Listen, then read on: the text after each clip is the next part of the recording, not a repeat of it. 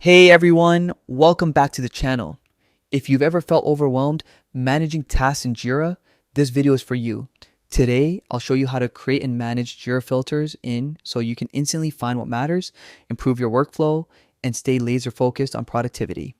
The best part, you'll master this in under 5 minutes. Let's dive right in.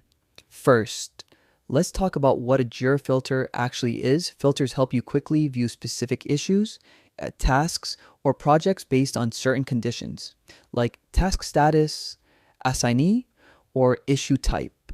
Think of it as your personal shortcut to the exact data you need without sorting through everything manually.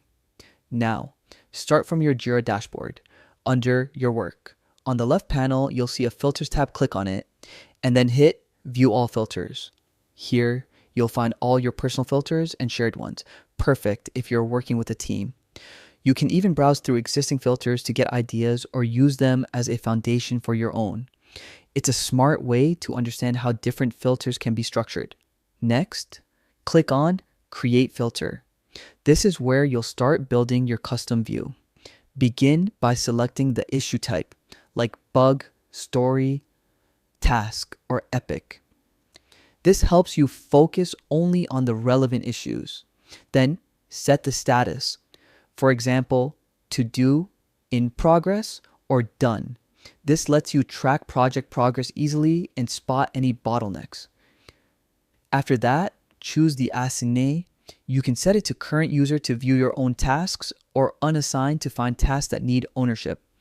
It's a great way to keep team accountability on point. Once you're happy with your selections, click Save Filter and give it a clear, descriptive name, something like my open tasks or pending QA tickets.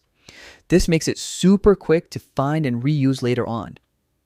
And that's it. You've just created a Jira filter that keeps your projects organized and your workflow efficient. If this guide helped you, don't forget to like, subscribe, and drop a comment below sharing how you use Jira filters in your team. Thanks for watching, and I'll see you in the next one.